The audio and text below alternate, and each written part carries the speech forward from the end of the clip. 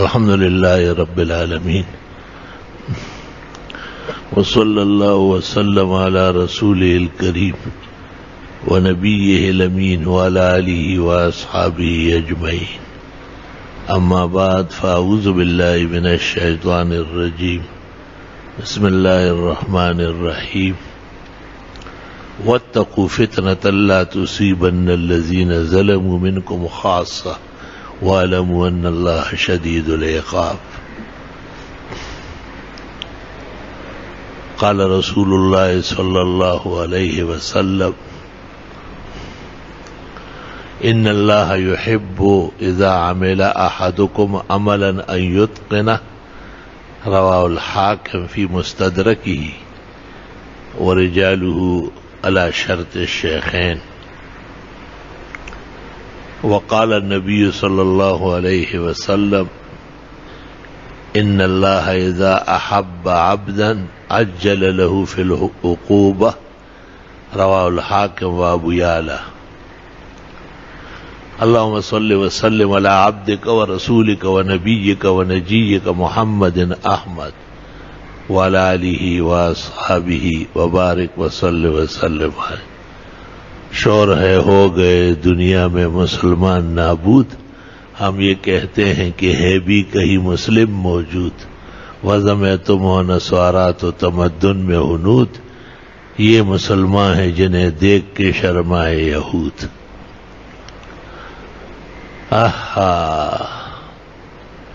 قلب میں سوز نہیں، روح میں احساس نہیں، کچھ بھی پیغام محمد کا تمہیں پاس نہیں.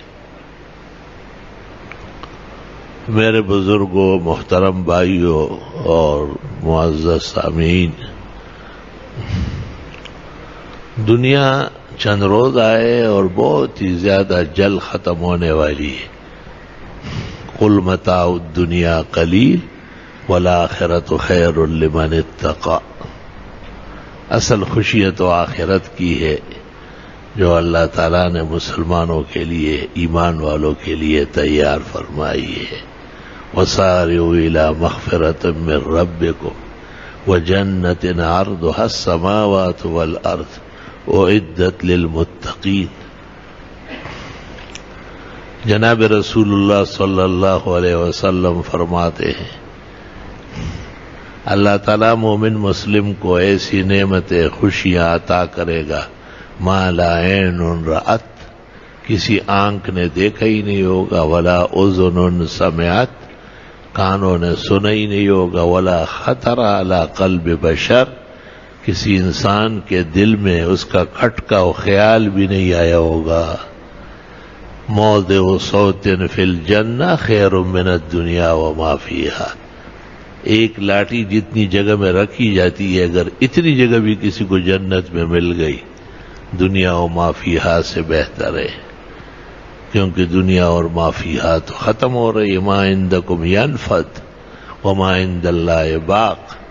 جو کچھ ہے یہ نہیں ہوگا، اور جو اللہ کے ہاں ہے اور جو اللہ کے لیے کہا کیا وہ سارا کا سارا باقی رہے گا اور اس کو خوشی و دوام ملے گا. ہرگز نمیرد آنکھ دلش زندہ شد بعشق، سب تست بر جرید عالم دوام ما. اسی کے لیے انبیاء و مرسلین نے خلق کو خالق سے آگاہ کیا اور خلائق کو اللہ جل جلالہ ام نوالہ عز شانہ عظم برہانہ کی شان احدیت و صمدیت اور شہنشاہیت مطلقہ کے ساتھ جوڑنے کے لیے صحیح بلیغ فرمائی.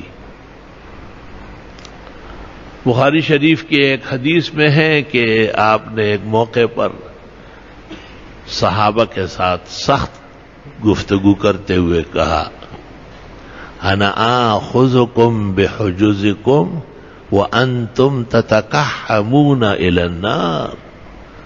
میں تمہیں پیچھے سے پکڑ پکڑ کے گھسیٹ رہا ہوں، کھینچ رہا ہوں، ورنہ تم تو جہنم کے اندر جھونکنے اور جھانکنے کے لیے تیار ہو، داخل ہونے لگے ہو. علماء نے اس حدیث سے عجیب استدلال کیا ہے کہ اعمال سنت سب میں نجات ہے اور جنت ہے اور دوزخ سے رہائی ہے. اور بدعات اور فسق و فجور جتنا ہے کل بدعت ضلالہ وکل ضلالۃ فی النار، وہ جہنم لے جانے کا سبب ہے. اللہ تعالیٰ حفاظت فرمائے. اتنی بڑی شریعت اللہ نے ہمیں دی، اس قدر عظیم اسلام نصیب فرمایا. شرع لکم من الدین ما وصی بہ، اللہ تعالیٰ نے شریعت کو بنیاد بنایا ہے. سب کو شریعت کے سامنے جھکنا پڑے گا. موسیٰ علیہ السلام حضرت خضر کے پاس گئے تھے بحکم الہی. حضرت خضر کے کام جو تھے وہ شریعت کے خلاف تھے. موسیٰ علیہ السلام ان کو ٹوکتے تھے بار بار. جب 3 دفعہ ہو گیا فرمایا بس امتحان پورا ہو گیا، اب جانے دو مجھے. موسیٰ علیہ السلام سمجھ گئے کہ اس کا یہ کام میرے کام کا نہیں ہے. بس پیران طریقت جب گمراہی پھیلاتے لوگوں سے کہتے ہیں یہ ظاہر شرع ہے. یار آپ کو باطینی، میں نے کہا منہ سنبھالو کہیں ایمان سلب نہ ہو جائے، نکاح ٹوٹ جائے گا، مرتد ہو جاؤ گے. تیری پیری مریدی مجھے پتہ ہے، دعا نہ دا. میں نے کہا شریعت اور ہے اور پیری اور ہے، پھر تو رہبانیت، تو عیسائیت، تو یہودیت. اللہ کہتے شرع لکم من الدین، ہم نے دین شریعت کے رنگ میں بھیجا ہے. اس لیے حکیم الامت مولانا اشرف علی صاحب نے ایک کتاب لکھی ہے، اس کا نام ہے مسائل السلوک من کلام ملک الملوک. اور اس کتاب میں آپ نے تصوف اور طریقت کے مسئلوں کی شرعی بنیادیں تلاش کی. فجزاء اللہ عنا وعن ھذا الدین احسن الجزاء. شریعت پر افتخار کرنا چاہیے. طریقت تو اس کا غلام اور لونڈی ہے. شریعت سمجھ لو جیسے روح، اور طریقت سمجھ لو جیسے جسم، اعضاء، کان، ناک، آنکھیں، سر، پیر. ایک دن جب شریعت جس میں نہ ہو، جیسے روح نہ ہو، تو نہ آنکھیں دیکھتی ہے اور نہ کان سنتے ہیں، نہ ہاتھ چلتے ہیں، نہ پیر آگے بڑھتے ہیں. دل تک ختم ہو جاتا ہے. الا ان فی البدن مضغۃ اذا صلحت صلح الجسد کلہ واذا فسدت فسد الجسد کلہ. حضرت مولانا محمد قاسم صاحب نانوتوی رحمت اللہ علیہ دارالعلوم دیوبند کے بانی اور مبانی، وہ علی گڑھ تشریف لے گئے تھے. وہاں ایک بہت بڑے عالم حضرت مولانا کے پائے کے عالم مولانا لطف اللہ صاحب علی گڑھ ہی گزرے ہیں. حضرت صاحب ہی کی یاد میں ہمارے استاد مولانا لطف اللہ کا نام رکھا گیا ہے، کیونکہ ان کے والد مولانا عبدالحق صاحب قادری جہانگیروی، وہ بھی مولانا لطف اللہ صاحب علی گڑھی کے شاگرد تھے. اور ترڈیر کے حافظ محمد عمر صاحب بھی مولانا لطف اللہ علی گڑھی سے سند یافتہ تھے. خیر، تو جامع مسجد لطفی اس کو کہتے ہیں. میں نے بھی زیارت کی ہے اور عصر اور مغرب کی نماز بھی وہاں پڑھنا نصیب ہوا ہے جب دیوبند کے 7 سالہ جشن میں 79 میں جانا ہوا تھا. لا الہ الا اللہ. تو وہاں ایک شیخ اپنے چیلوں کو مثنوی پڑھا رہا تھا. مثنوی مولانا بہت بڑی کتاب ہے، اور الحمدللہ مولانا محمد قاسم نانوتوی نے اپنی نماز پڑھی، جماعت ہو چکی تھی، اور وہاں بیٹھے ہوئے تھے اور کچھ ورد کرتے ہوں گے یا دعا مانگ رہے تھے. تو وہ شیخ جو تھے وہ پیر زمانہ گھٹاگان و مشر، اس نے اپنے چیلوں کو کہا کہ یہ جو مولانا محمد قاسم صاحب بیٹھے یہ دارالعلوم دیوبند کے بہت بڑے عالم ہیں. اس وقت روئے زمین پر ان کے پائے کا عالم نہیں ہے. کاش کے طریقت سے بھی واقف ہوتے اور باطنی اسرار و رموز بھی جانتے. مولانا نے سن لیا اور کچھ دیر سر جھکایا، پھر ان کو ایسا ایک نظر دیکھا ایسا. مطلب یہ کہ آپ نے یہ بات کتنی کمزور کہی. تو بس وہ اٹھا اور بھاگا گلیوں میں شور کرتا رہا. حضرت نے فرمایا کتنا بڑا دعویٰ ہے اسرار و حکم کا، اور ایک نظر کا تاب نہیں لا سکتے، قوت اتنی ختم ہو چکی ہے. تو اصولاً تو جب تک صحابت تابعین تھے، اتباع تھے، ائمہ مجتہدین تھے، فقہا تھے، محدثین مفسرین کے ازمنہ مبارکہ میں کوئی علیحدہ پیری مریدی نہیں ہے. حقیقت یہ ہے کہ یہ بات کا ایجاد ہے، اور ایجاد کا مطلب یہ نہیں کہ کوئی بدعت ہے یا کوئی گناہ ہے، ضرورت پیدا ہو گئی. جیسے ہمارے مدرسے بنے، ہر محلے میں مسجد بنی، بہت ساری کتابیں لکھی گئی، تو بزرگان دین نے اس خوشی میں کہ بھائی یہ لوگ جو تفصیلی علوم حاصل نہیں کر سکتے ہیں، ان کو کچھ اجمالی وظائف اور اعمال دیے جائے تاکہ ان کو آخرت کی فکر پیدا ہو جائے اور دنیا کی بے ثباتی کا یقین ہو جائے کہ یہ دنیا بہت ہی زیادہ کمزور جگہ ہے، اور آدمی سوچ ہی نہیں سکتا ہے کہ میں ممبر پر بیٹھا ہوں، اٹھ بھی جاؤں گا یا نہیں. ایسا شخص دنیا پر کیا ناز کرے گا؟ تو علماء اس کو دلائل اور براہین سے سمجھاتے ہیں، قوت علم سے. بزرگان دین اس کو حسن نظر سے، تجربات سے. کوئی شک نہیں کہ پاکان زمانہ ہے، اور انہوں نے کبھی بھی یہ نہیں کہا ہے کہ شریعت اور ہے اور ہم اور ہیں. یہاں ایک بہت بڑے بزرگ آئے تھے، مدینہ منورہ میں ساری زندگی گزاری تھی. اللہ اللہ، میرے مہمان تھے. انہوں نے ایک شخص کا ذکر کیا کہ میں اس کی قبر پر گیا، وہ جنت کے باغ میں بیٹھا ہوا تھا. میں نے کہا کہ ایک بڑے محدث اور استاذ الکل فی الکل کا میں نے کہا کہ ان کے بخاری کے درس میں ہے کہ وہ زندیق دنیا سے گزرا ہے. تو جب انہوں نے یہ بات کہی، میری بات سنی، تو کہنے لگے میرے الہام اور خواب پہ لعنت بھیجو، وہ محدث اور فقی، وہ شارع ہے. میں خواب میں دیکھوں کہ میں سعودی عرب کا بادشاہ ہو گیا تو پھر میں جا کے ریاض سے احکامات جاری کروں گا کیا؟ تو جن کو اللہ تعالیٰ نے فہم اور سمجھ دیے وہ کمزور باتیں نہیں کرتے، خواب آتے ہیں. کسی سے آدمی خوش ہوتا ہے تو اچھا خواب آ جاتا ہے، ذرا سا ناراضگی ہو جاتی ہے تو پھر اس کو آگ کے شعلوں میں دیکھتا ہے. خواب بھی اس شخص کا خواب ہوگا جس کا ظاہر اعتدال سے ہو.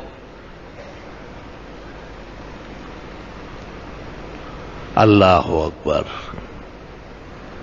میں نے حال ہی میں ایک عجیب خواب دیکھا ہے، اور میں نے خواب دیکھا کہ مولانا فضل الرحمان صاحب تشریف لائے ہیں. تو میں نے ان سے پوچھا کہ 2-3 دفعہ کراچی آنا جانا ہوا، خیر تو ہے؟ نہ فون آیا اور نہ یہاں آئے. انہوں نے کہا پتہ چلا تھا کہ طبیعت ناساز ہے، دبئی بھی گئے ہوئے علاج کے لیے اور واپس آئے ہو اور بہتری ہے. 5 نمازیں خود پڑھا رہے ہو، درس بھی دے رہے ہو، بخاری ترمذی گھنٹوں چل رہی. تو میں نے کہا کہ بس آپ کو تکلیف نہ دوں، خواہ زحمت میں چستے ہزارے خکار کئی نہ خروغ جوڑ دے. آپ یقین کر لیں یہی بات جب مولانا سے بات ہوئی بغیر میرے خواب بتائے انہوں نے کہی.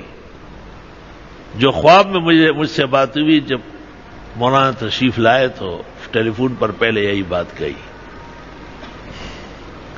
اور وہ خواب جیسے ہی ختم ہوا تو دوسرا خواب شروع ہوا، اور اس میں حضرت اقدس فقیہ امت محمود الملت والدین میدان سیاست اور فراست کے شاہ سوار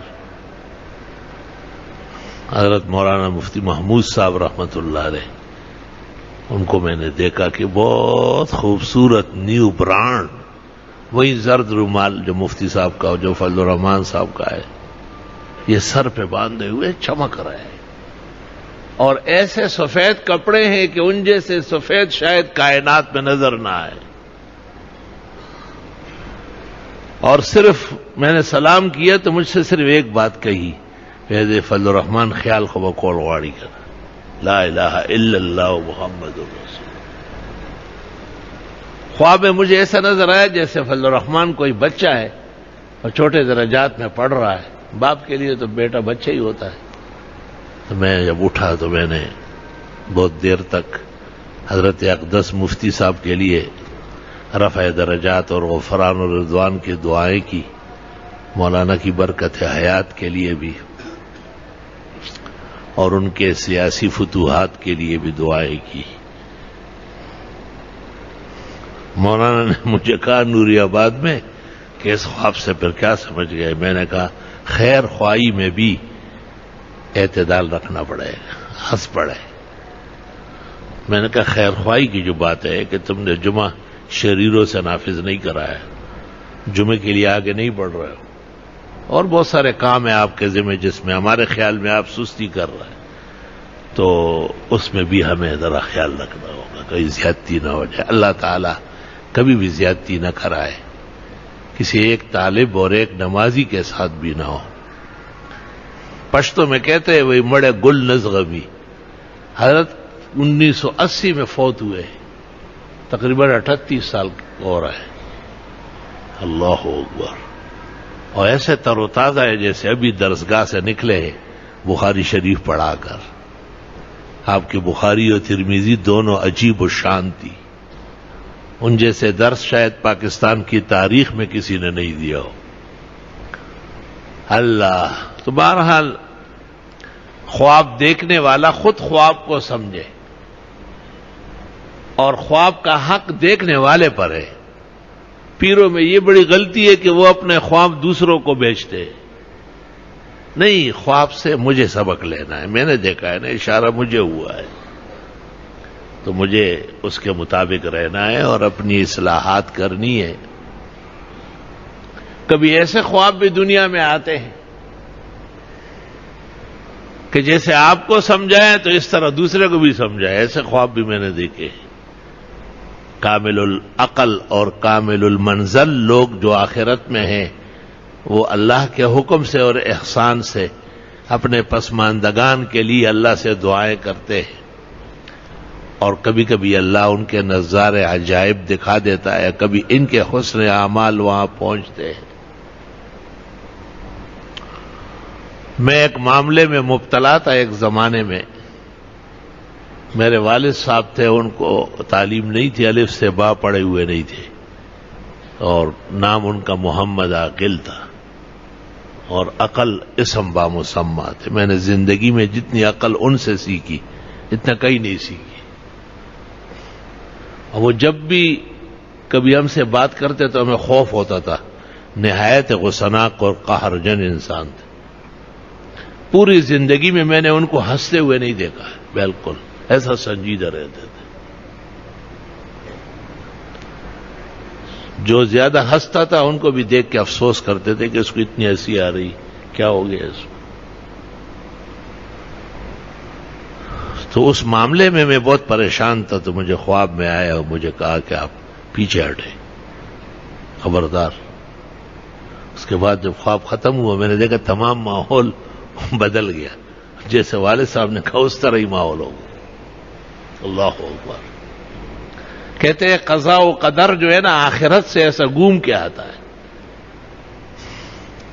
عرش سے جب فیصلے اترتے تو پہلے عالم ارواح عالم آخرت سے ہوتے،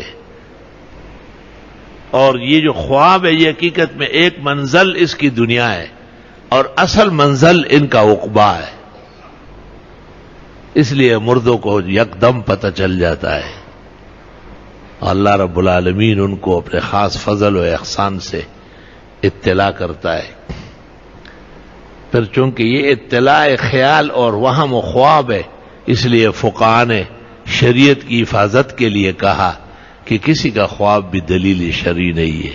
اگر شریعت کے مطابق ہے تو بہت اچھا، اور اگر شریعت کے خلاف ہے تو ختم ہے. وہ آپ کو خواب آیا کہ نماز تاکید سے پڑھو، جماعت مت فوت نہ دو، تو یہ خواب شریعت کے مطابق ہے نا. لیکن اگر آپ کو خواب آیا کہ نماز کی کوئی ضرورت نہیں اور جماعت تو کرے ہی نہیں، یہ شیطان کا اکسا ہوا ہے، خلاف شرع خواب ہے. اس کی کوئی ضرورت نہیں. لا الہ الا اللہ وحدہ لا شریک لہ لہ الملک و لہ الحمد وعلی کل شیء قدیر. کبھی کبھی مجھے لوگ کہتے ہیں کہ آپ کو خواب میں دیکھا، تو میں ان کو یہی عرض کرتا ہوں کہ میں شریعت کے مطابق چل رہا ہوں. کوشش کرتا ہوں بقول مولانا کے کہ ایک مستحب کے بھی خلاف نہ کروں. الحمدللہ. تو مجھے خوابوں کی زیادہ حاجت نہیں ہے.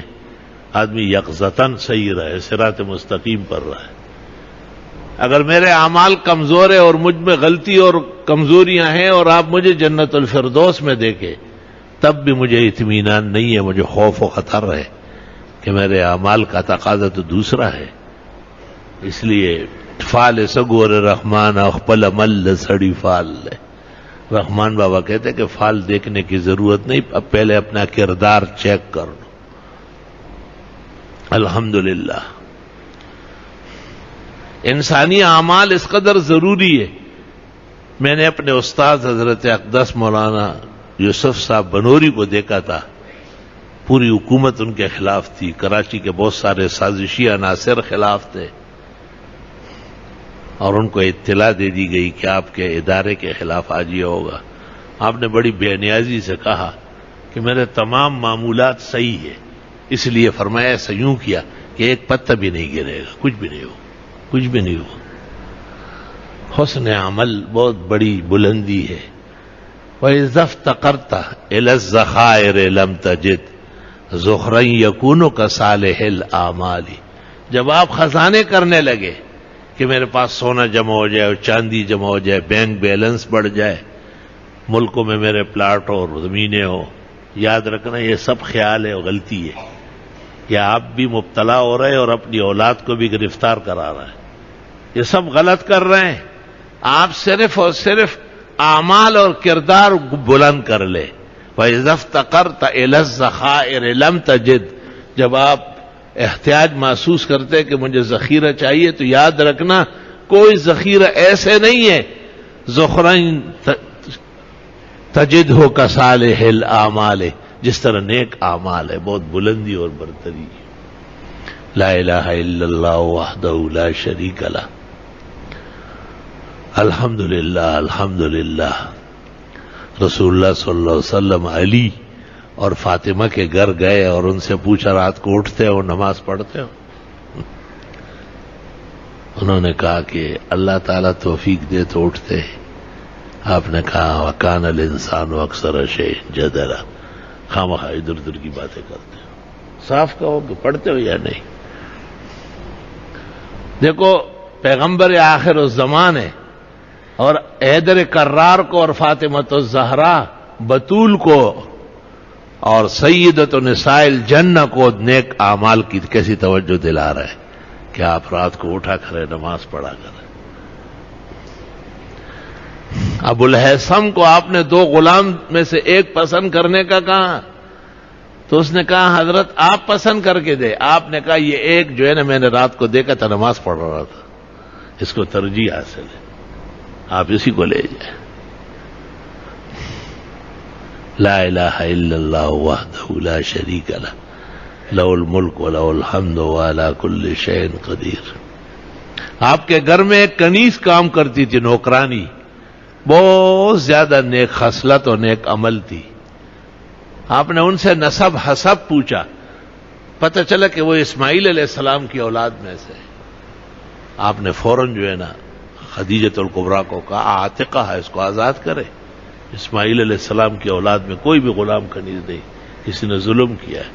اور اس وقت آپ کی آنکھوں سے باقاعدہ بڑے بڑے آنسو گر گئے. لا الہ الا اللہ. ابو داؤد میں ہے من ابطا عملہ لم یسرع نسبہ ومن اسرع عملہ لم یبطئ نسبہ او کما قال. جس کو اعمال نے بلند کر لیا، نام و نسب کچھ بھی نہیں کر سکتے اس کے سامنے. اور جس کو اعمال نے پیچھے دھکیل دیا، وہ کہتا رہنا کہ پدر من سلطان بود ہوگا کہیں کا. اپنے اعمال دکھاؤ. یہ بعض ملکوں میں کہتے ہیں میں سید فلاں ہوں، میں سید. میں نے اس سے پوچھتا ہوں کون سے سید ہوئے؟ اخبار والے. وہ ڈکوسلے والے سید نہیں جی نسب محفوظ میں کہاں سے محفوظ ہو گیا؟ صرف ایک زین العابدین رہ گیا ہے، ایک بچہ، باقی سارے کربلا میں قتل ہو چکے ہیں۔ اور عرب میں مکہ و مدینہ میں نہیں ہے، تمہارے ہاں بارش ہوئی ہے، برسات میں سارے آئے ہوئے، خیر تو ہے۔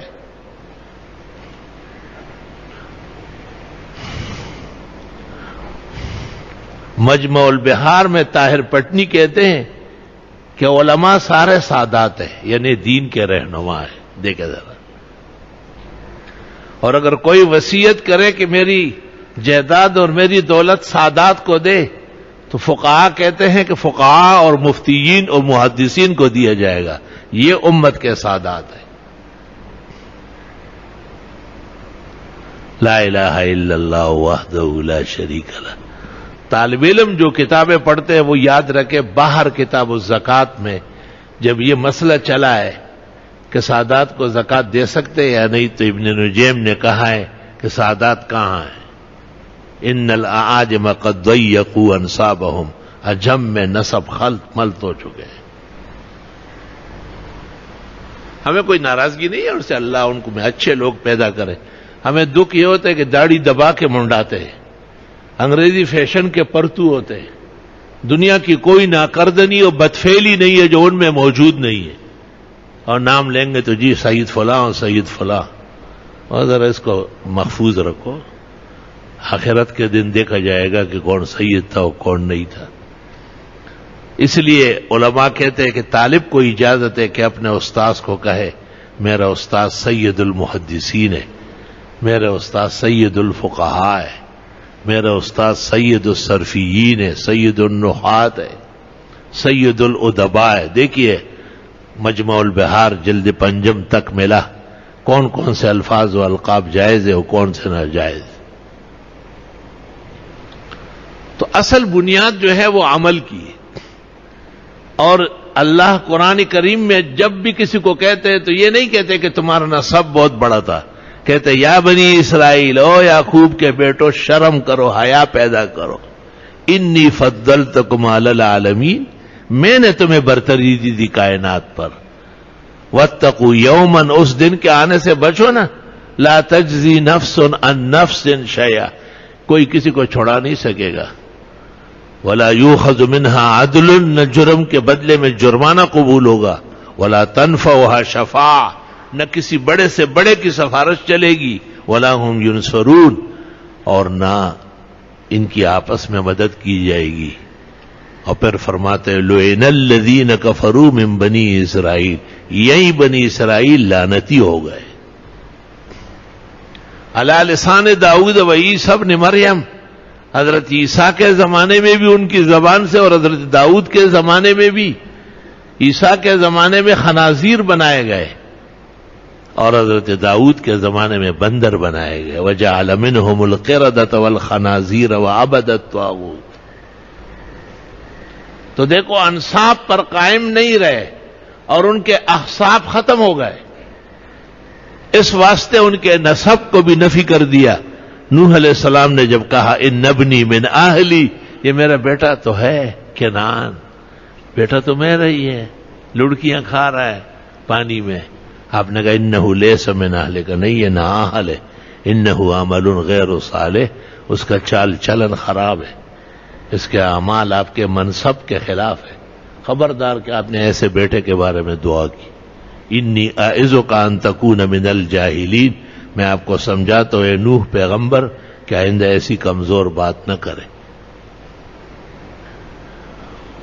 مفسرین نے لکھا ہے کہ حق تعالیٰ نے اتنی شدید تنبیہ کی کہ حضرت نوح علیہ السلام ڈر گئے کہ کہیں ایسا نہ ہو کہ میرا نام انبیاء کے فہرست سے نکال دیا جائے، اس قدر غصے ہو گئے حق تعالیٰ شانہ۔ اعوذ باللہ من غضبہ وسخطہ وقہرہ، اللہ تعالیٰ کے خزائن رحمت، بے ربانیہ، فضل، احسان ہمارے ساتھ شامل حال رہے، ہم عاجز اور مسکینوں کو اللہ تعالیٰ غضب الہی سے، قہر خداوندی سے بچائے، اور ایسے اعمال و ایسے کرتوت سے بھی بچائے۔ تو ایک طرف تو یہ کمزوریاں ہیں ہماری کہ عمل پر توجہ نہیں ہے اور غیر ضروری کاموں میں آگے بڑھ رہے ہیں، ہمیں اعمال صحیح کرنے، اور اعمال کا درس دینا یہی عالم کا منصب ہے، یہی پیر کا منصب ہے کہ وہ اپنے مسترشدین کو